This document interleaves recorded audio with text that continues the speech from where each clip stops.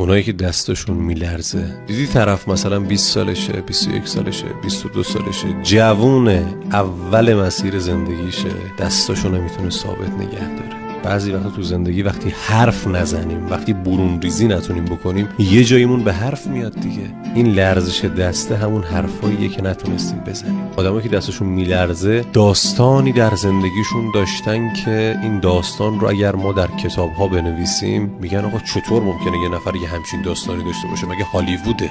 آدمایی که دستشون میلرزه داستان‌های زندگیشون عموماً فراتر از هالیووده. یعنی یه چیزایی رو تجربه کردن که خیلی از آدم‌ها توان مقابله باهاش رو ندارن. به خاطر همینه که میگم عموماً آدم‌های قوی هستن. همین که سرپان، همین که هنوز دارن زندگی میکنن با این شرایط، نشان از قدرت این آدم است. باید به این آدم بگیم دمتون گرم که یه همچین داستان‌هایی در زندگیتون داشتید ولی هنوز دارید ادامه میدید و زندگی میکنید.